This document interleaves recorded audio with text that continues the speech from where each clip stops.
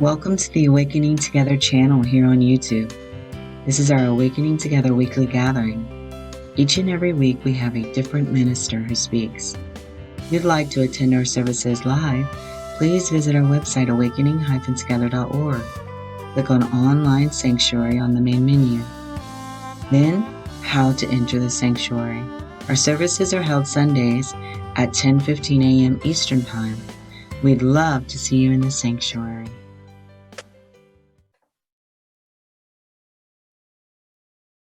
Okay, good morning, everyone. Time got away from me this morning. I found myself crashing into the room like, I'm here. I'm glad to see everyone here, glad to see everybody's face. And just wanted to say, I've been truly blessed by everyone who has felt guided to speak in the sanctuary. And it's amazing just how consciousness just speaks to wherever you are through whatever, vehicle that may be showing up. So if you feel guided to speak in the sanctuary, please do, because I know I've been blessed by those of you who have. And I'm honored to be nominated to the board of directors and to be accepted. And I had such a good time being on the member board of trustees. Very, very special group of people that I had the honor of being with, and will miss dearly, and look forward also to meeting the new, meeting board of directors. And some of them I know, some of them I'm just looking forward to know better. And so thank you. Okay. Now I'll say our statement of purpose, which is core value number 3. We accept one true self, which is one presence or being, non-dual, without beginning or end, and absolutely changeless. We live this value by practicing letting go of the belief in the individual self as who we are. Okay, we'll now start with our opening prayer. Just breathing in this moment that is full of so much potential and possibility and love and beauty and mystery.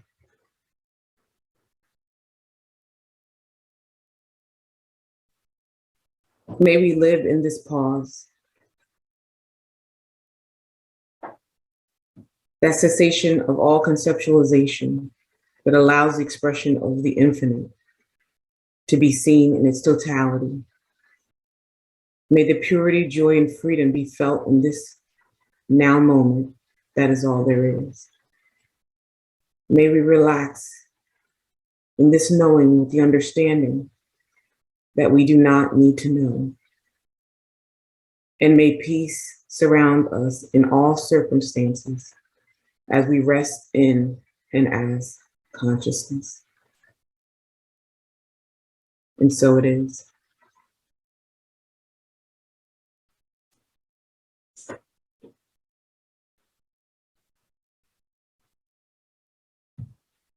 So now we'll have reading. The book is called A Duet of One by Ramesh Balsekar. The verses are verses 79 to 82 and verses 83 to 90, pages 68 through 73. And I just want to introduce a little bit. This book is a translation of an ancient treatise in Sanskrit called the Ashtavakra Gita. And it's a dialogue between an earnest seeker of truth, King Janaka, and the enlightened sage Ashtavakra, as translated from Sanskrit by Ramesh Balsekar.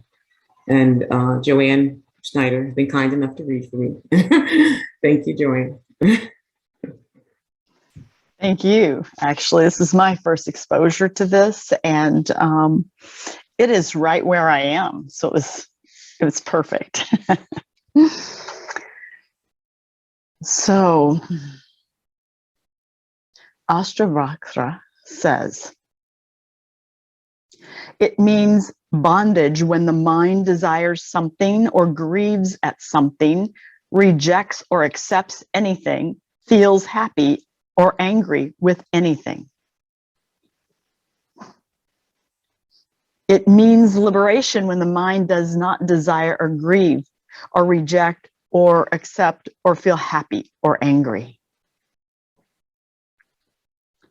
It is bondage when the mind is attached to any sense experience. It is liberation when the mind is detached from all sense experiences.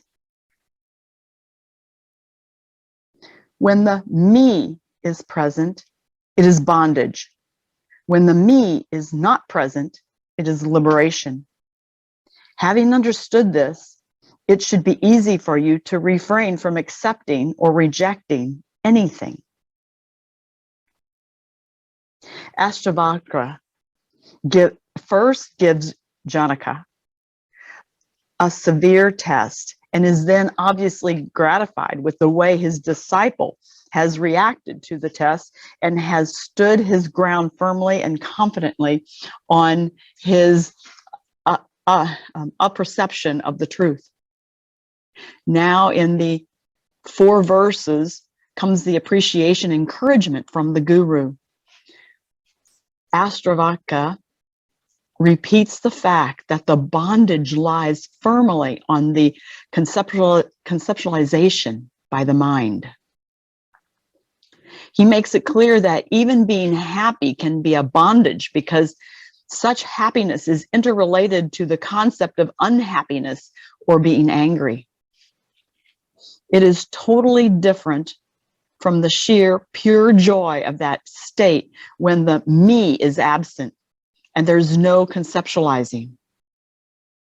There is happiness when the self is forgotten temporarily, as when your mind is engrossed in some activity, be it listening to music, devotional or otherwise, or watching competitive sports or having sex or whatever. But this kind of happiness is temporary.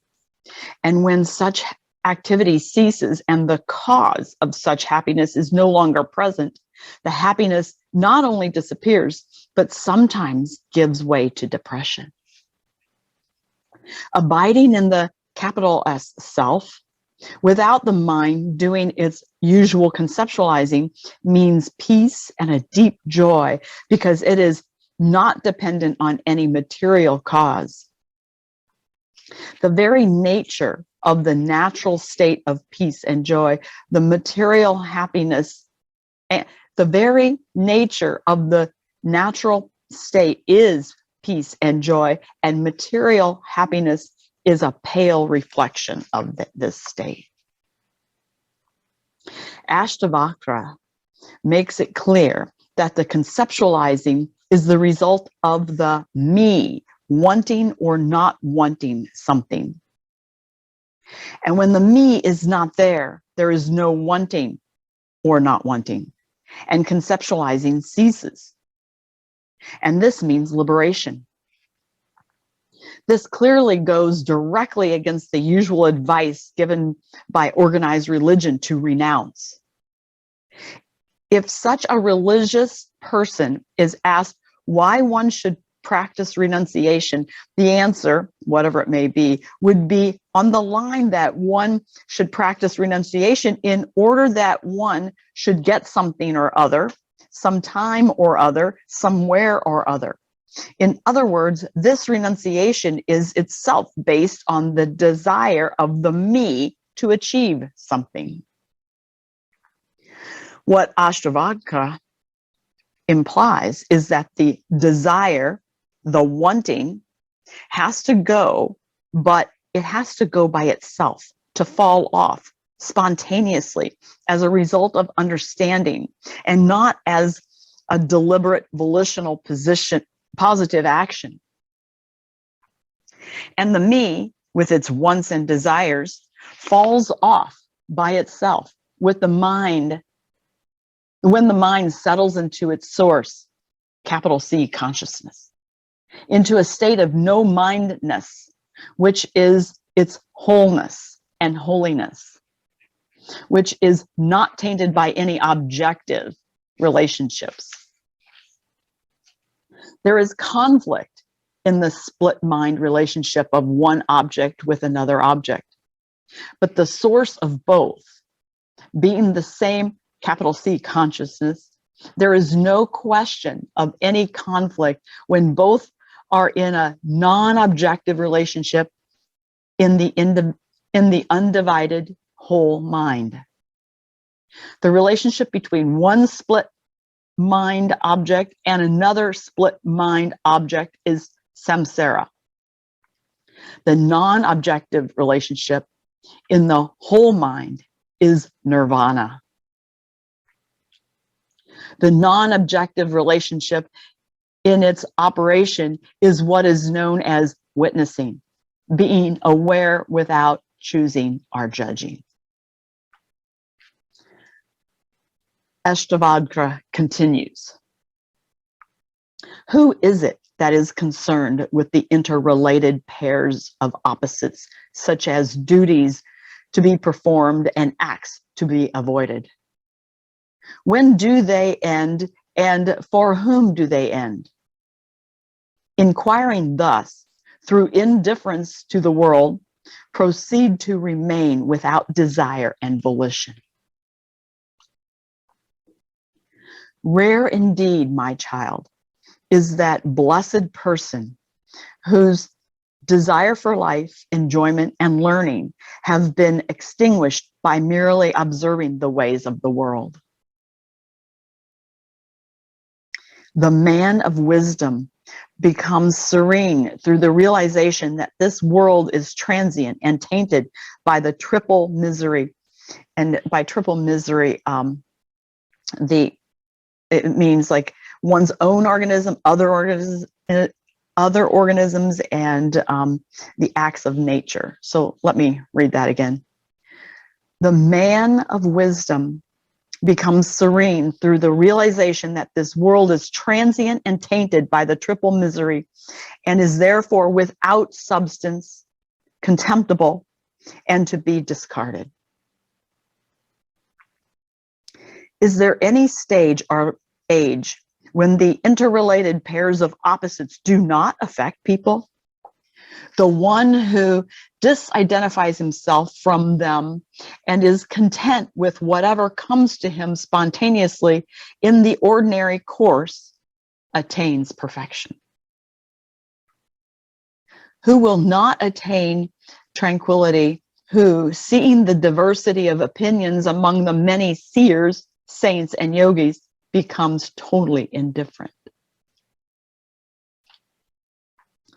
Is he not the true guru who, having perceived his true nature as pure, capital C consciousness, through indifference, equanimity, and through dialectical reasoning, has saved himself from the metempsychosis of samsara? Okay, so I looked up metempsychosis. It's the transmigration at death of a soul into a new body. So to me, it sort of means maybe even like reincarnation kind of thing. So let me reread that. And samsara also, I looked that up too. It's the indefinitely repeated cycles of birth, misery, and death caused by karma. So this transmigration of samsara, that repeated birth, misery, and death. So let me read this quote again. Is he not the true guru who, having perceived his true nature as pure consciousness through indifference, equanimity, and through dialectical reasoning, has saved himself from the metempsychosis of samsara, the transmigration of samsara? The moment you perceive the different phenomena in the universe as they truly are, that is to say, different patterns and combinations of the same 5 basic elements, you will at once be free from bondage, and you will be able to abide in your true capital S self. Intentions are the root of samsara. Therefore, the abandoning of intention and volition means dispassion with the world, and then you can live anywhere. Ashtavakra never allows his disciple to stray too far from the basic truth, that the root of the whole trouble is in getting involved in the thoughts and desires that keep arising. Such thoughts are based on the duality of interdependent opposites, like pleasure and pain, happiness and misery. He points out that the very nature of the mind is to produce thoughts, and any kind of suppression can only make matters worse. All that can be done is to witness those thoughts and desires as they arise and not get involved in them. Such witnessing keeps you away from the identification with the body as a separate entity. The different phenomena in the universe are then seen as different combinations of the same 5 basic elements, each phenomenon, each sentiment, or each sentient being behaving according to its inherent nature and the conditioning to which it has been subjected. Thoughts into words, into actions, into further thoughts. That is the vicious cycle of the samsara. Deep understanding reveals that the functioning of the total universe is based on duality, and that each phenomenon is actually being lived according to its inherent nature and subsequent conditioning in order to serve as the respective characters in this living dream. This understanding translates itself in actual life as witnessing, which provides the shield against all experiences of duality. Then the living becomes spontaneous, natural, and not non-volitional, noumenal. This is all that the concept of enlightenment truly means. In other words, Ashtavakra says that with understanding dawns dispassion. The word in Sanskrit that he uses is a beautiful word which has no adequate translation in English. He says, udasine. The word is loosely used even in India in the sense of dispassion as a lack of interest. The word means very much more. It means literally seated in the capital S self, seated in the self. A totally different dimension from space-time duality. It is the center of Shana, the here and now, the infinite intemporality from where the continuous witnessing takes place of all the movements of consciousness. Of course, such witnessing is absolutely without any involvement by way of judging anything. All thoughts, all actions, all events are part of the functioning of totality. And there is no question of anyone judging any part of any functioning. This is itself the understanding. Ashtavakra finally concludes that when the being itself is centered in the here and now, the body-mind apparatus may live anywhere for the simple reason that the body-mind apparatus, freed from the desire and volition of the me, becomes the vehicle of the functioning of capital T, totality. Thank you, Beverly, for asking me to read. Thank you, Joanne. That was absolutely beautiful.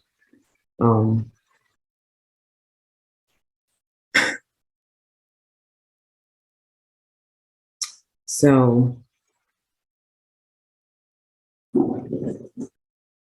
going back to the song that was played and its relationship for me to this reading, what I felt was interesting about the song Where We Are is that he says, I know what you wanted me to be, always holding up your tragedy. And for me, the personal meaning is that I'm always contrasting the appearance against what I want, always holding up the appearance. What you wanted me to be, for me, signifies wanting what is to be different. And it is my attachment to what is not real and my demands on what has shown up that keeps me in bondage.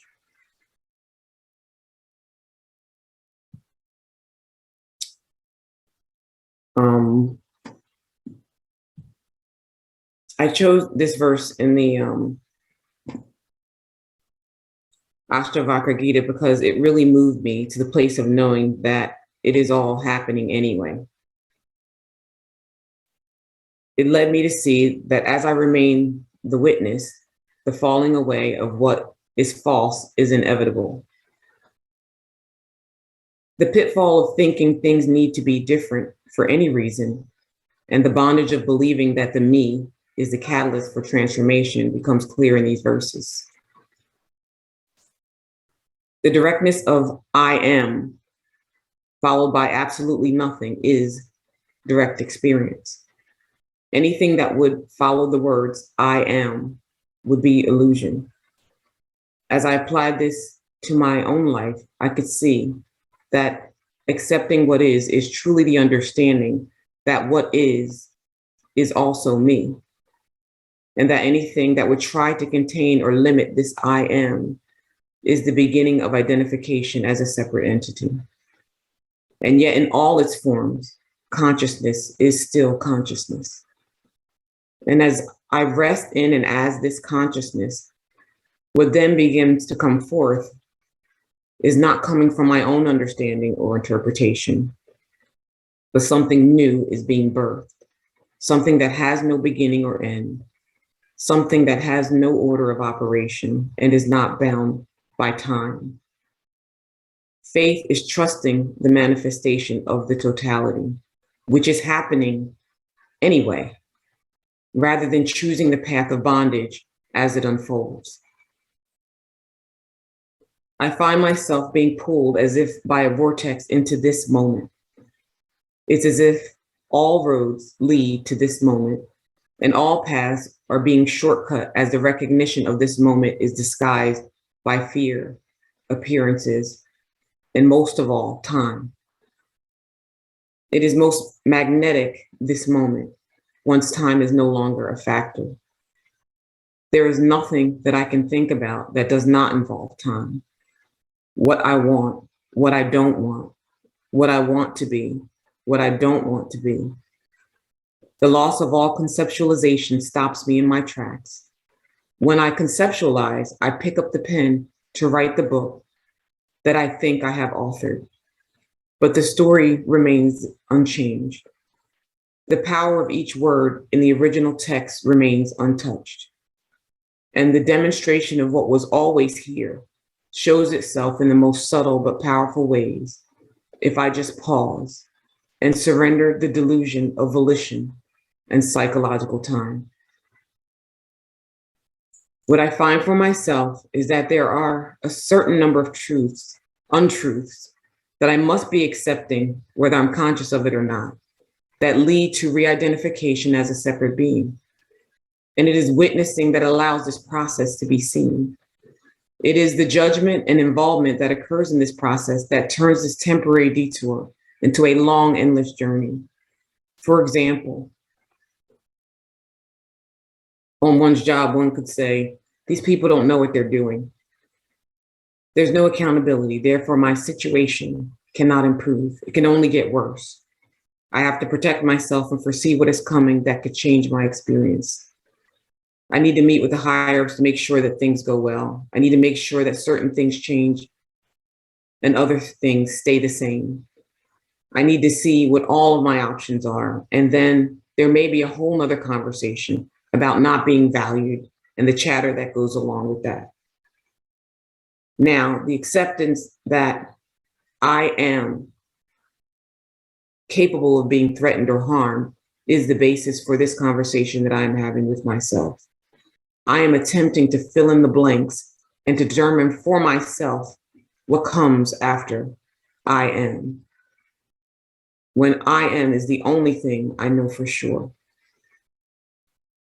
As Ramesh states in an earlier chapter on page 67, bondage does not arise merely by the duality of the subject-object relationship. Such duality is the necessary mechanism for the cognition of the phenomenality by the universal consciousness. In other words, duality is necessary for consciousness to experience itself.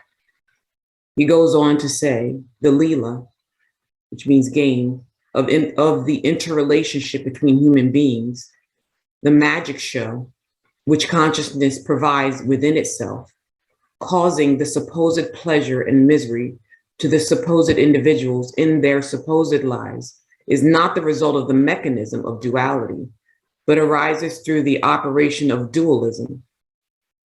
Dualism is caused by the intensification, or what they call identification, of each body as a separate subject, overlooking the basic fact that all are objects, and it is the absolute noumenon alone who is the only subject. In other words, it is this assumption of subjectivity by a phenomenal object that is the cause of the supposed bondage. And it is merely recognizing this fact that means the supposed liberation.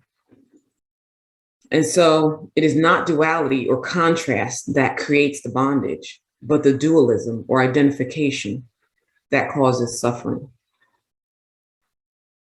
Now, whatever my actions would be in the above example, the noumenon, being the only subject, is always the only actor, even when acting as the phenomenon. So if I can relax and witness what is happening anyway, I am will have its say as me and as the entire manifestation. There's no need for a me to get involved. The witnessing seems to not need much else. Witnessing seems to contain within it the correction, if there need be one, and that is not up to a me.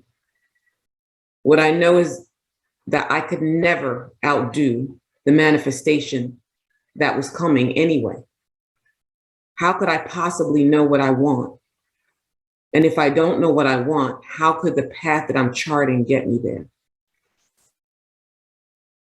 He says that Ashtavakra repeats the fact that bondage lies firmly on the conceptualization by the mind.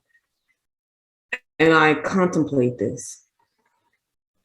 Conceptualization happens through thought, through the stories I tell myself, about others, about life situations.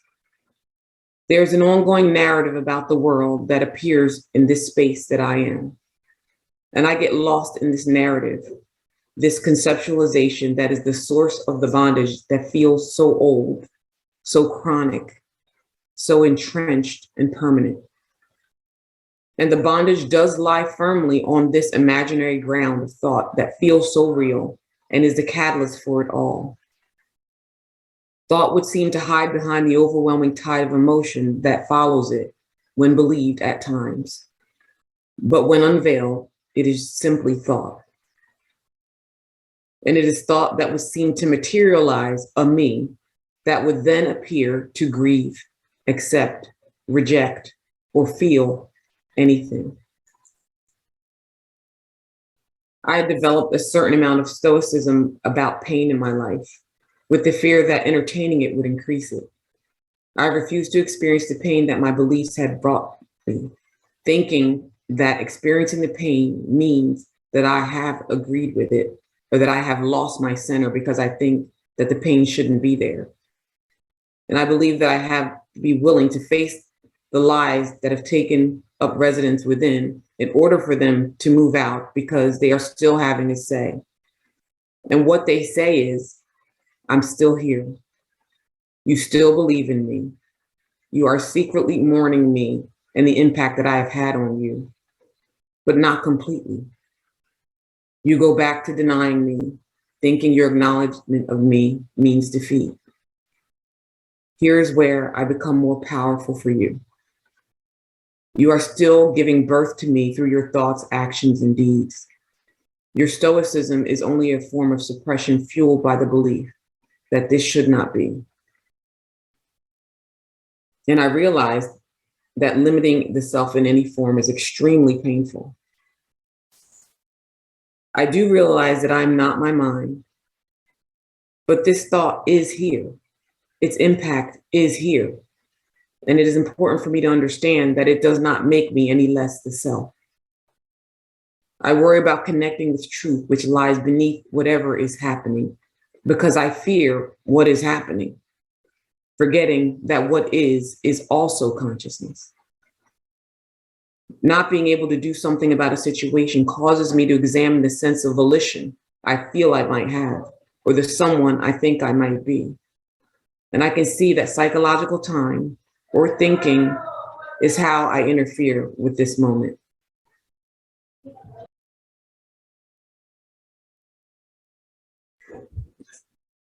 I do not have to heal or get rid of what never was.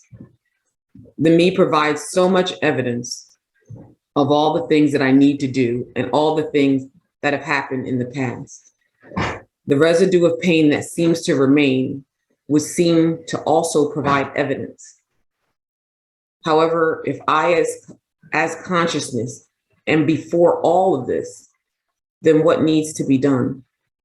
And even when what would seem to need to be done is executed, what does that have to do with a me? What gets done will get done. The question is, can I trust that? Do I trust that the highest possibility is always manifesting? Ashtavakra says that when the me is present, it is bondage. When the me is not present, it is liberation. Having understood this, it should be easy for you to refrain from accepting or rejecting anything.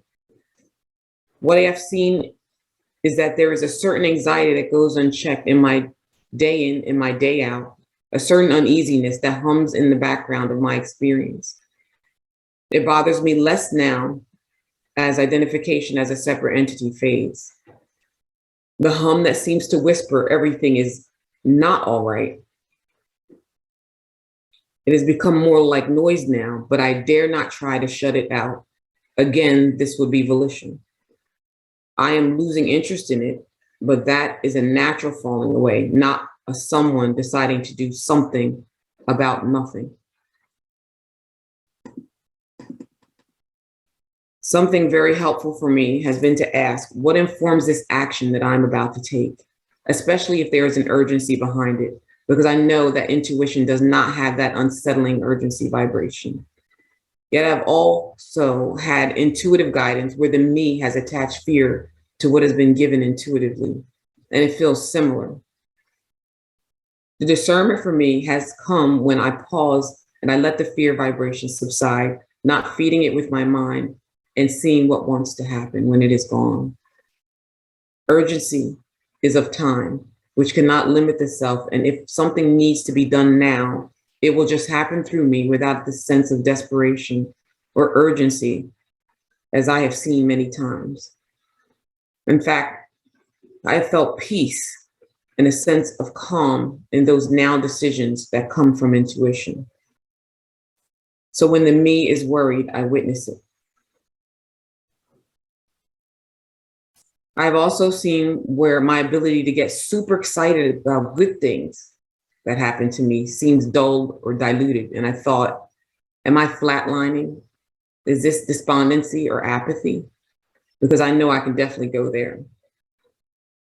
But this is different. It's almost as if I'm unimpressed with life or losing interest.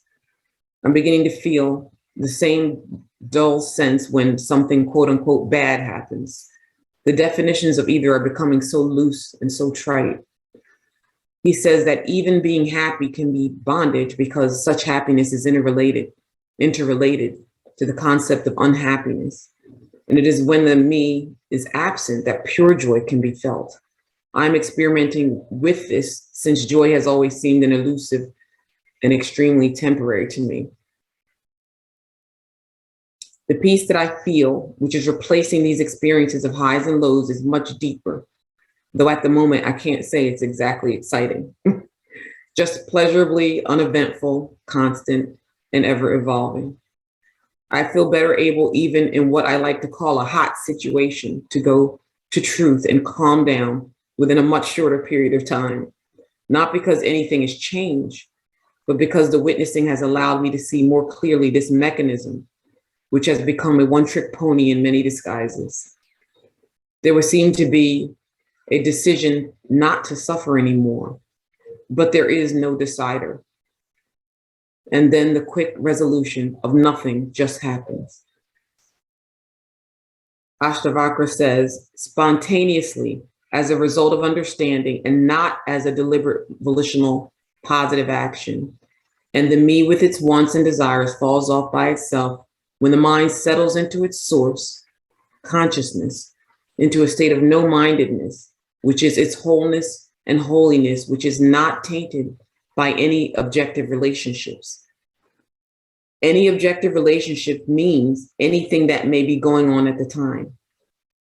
Anything I, as object, am having a relationship with, being another object, person, or situation, or anything that I may be dealing with. And there is no hierarchy with the term objective relationship because it is all objective.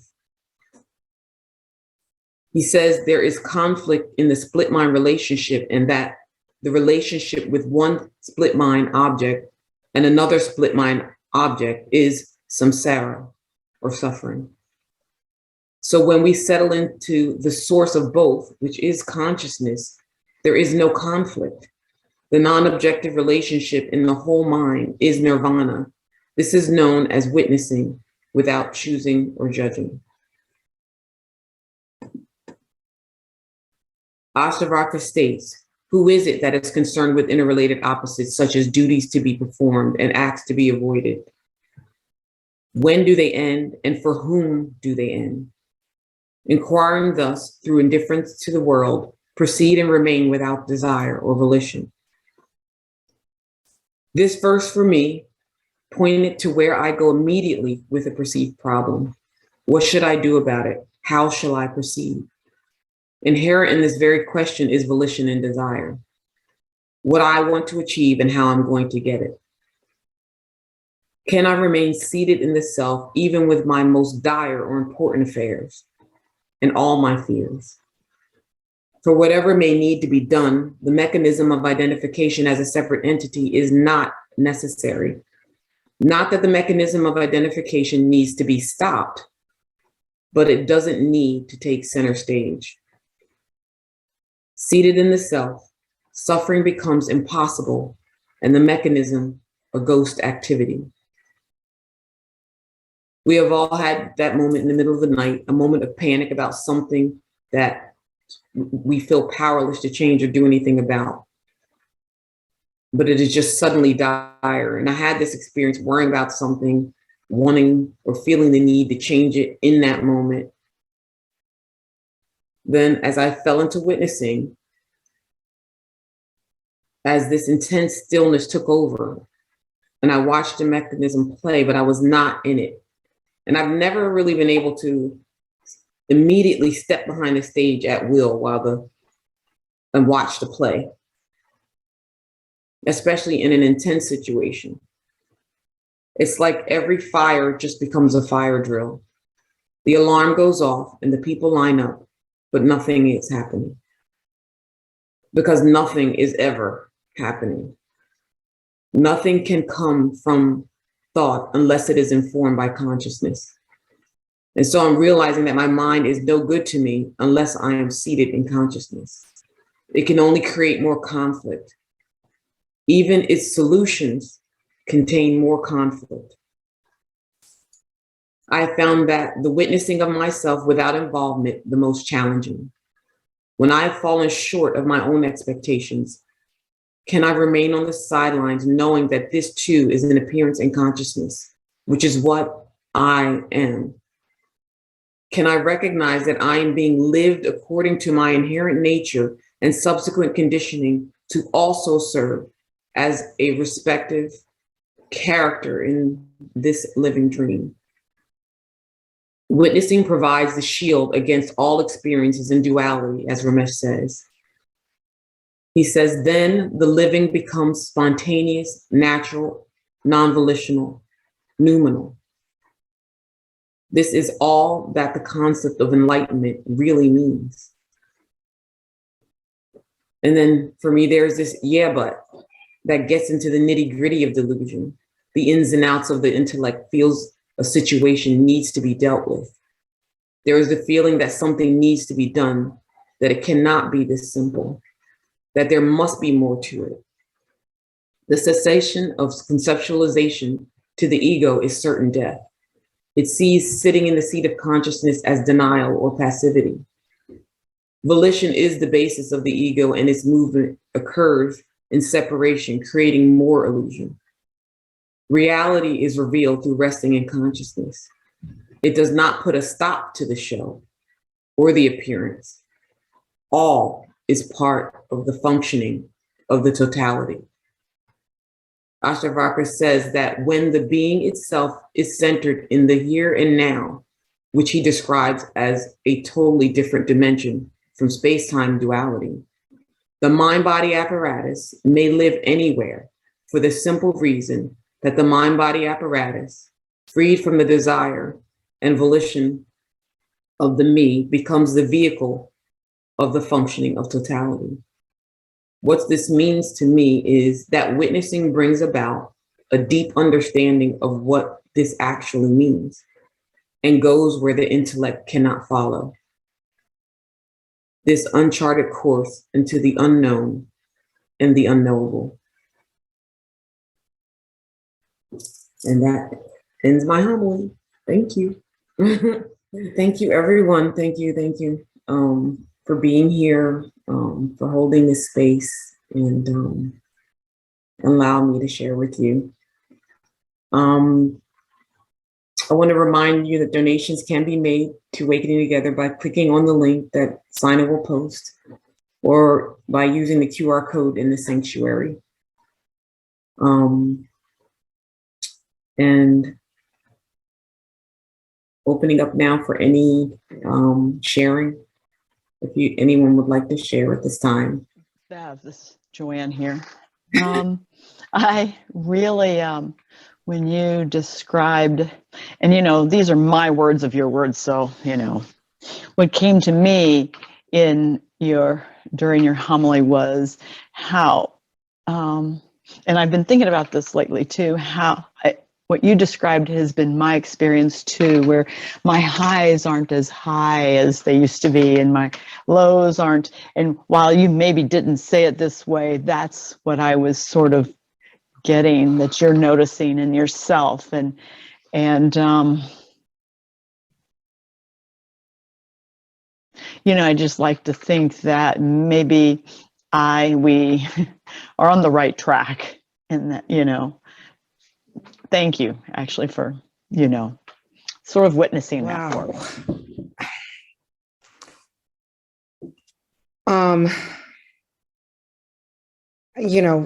I was saying, what is the bottom line here? And well, for me, it's your description of the path right now. Faith, trust, forgiveness, acceptance can be the path, or the path of bondage. And then I am going through faith, trust, acceptance, forgiveness. And then I go into the path of bondage. And then I go back into the faith, trust, forgiveness, and acceptance. And I go back to the path of bondage. And I had an experience yesterday of both paths.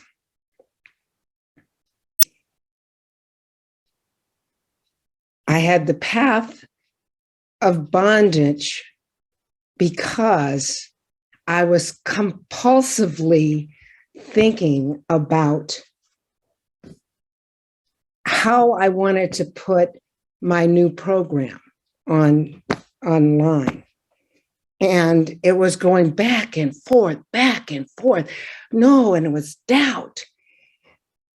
And I had this doubt, but the whole process was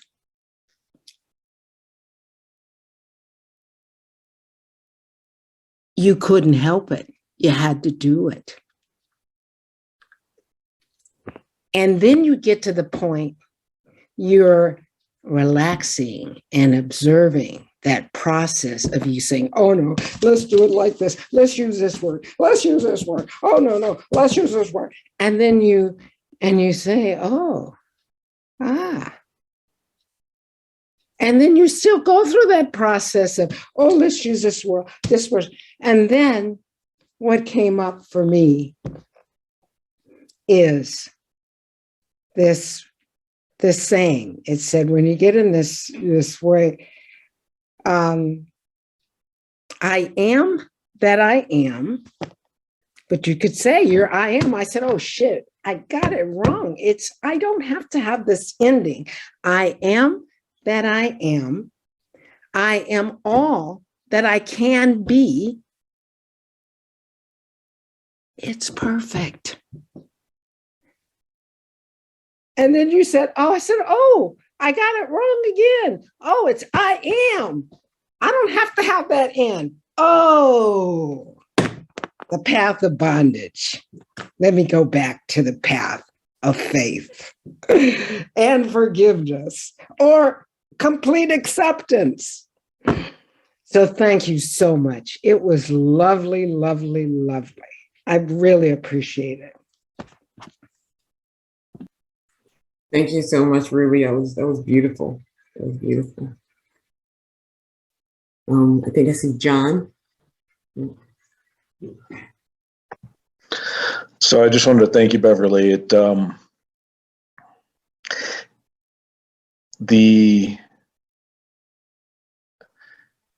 path seems to be a path of expectations until it's not. And it should look like this. Oh shit, no, it shouldn't look like this. Oh, it looks like this. And you kind of go through, at least I find myself going through that right now. And it's like, I mean, you hear it explained. It's like, I will smooth out the road before you. Like, okay, but I'm assuming it's going to be smoothed out with me feeling really, really, really good up here. Well, it doesn't necessarily work that way. At least it hasn't for me yet. But the valleys are fewer and maybe not as low and shorter, seems like.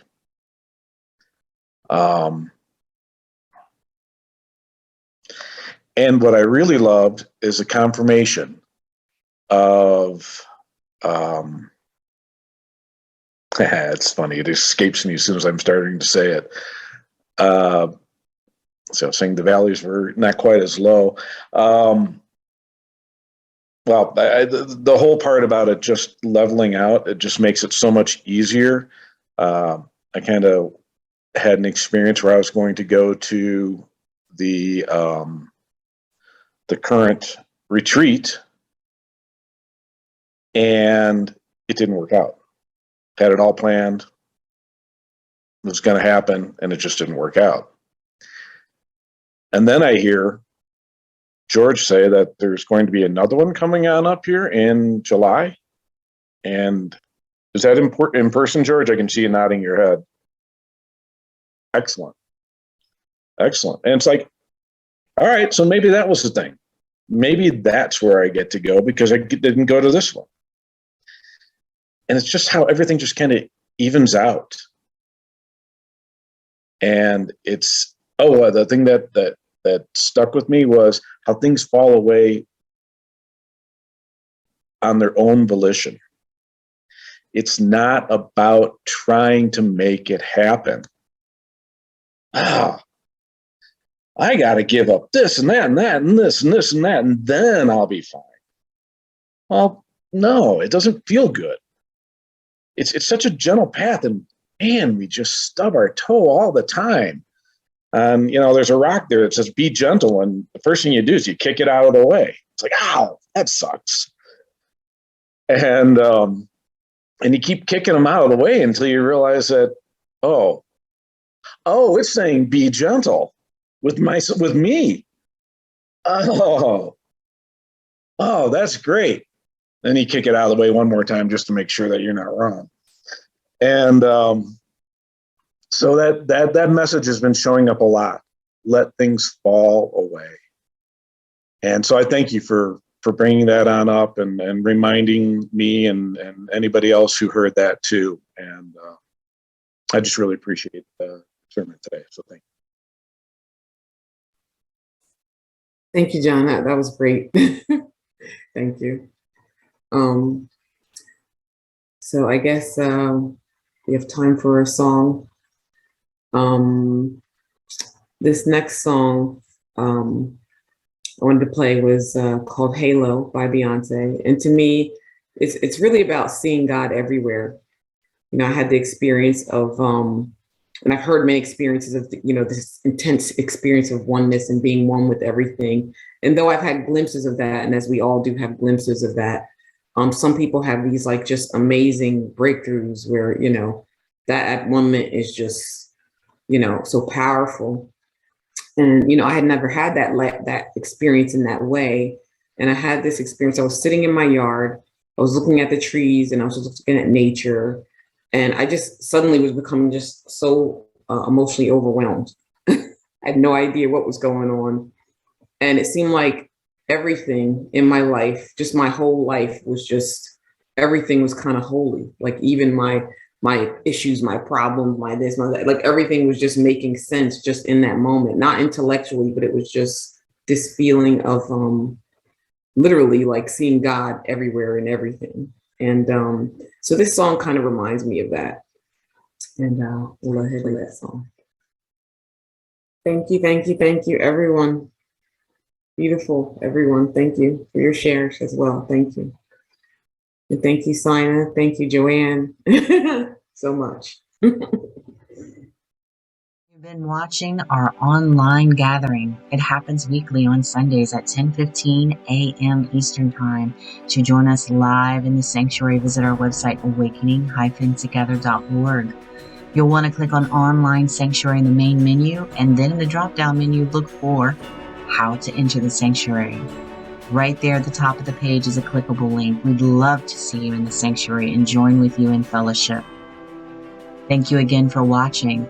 Also, please know that if you'd like to stay connected via the Awakening Together channel here on YouTube, you can subscribe and hit the bell for more notifications. We hope to see you in the sanctuary.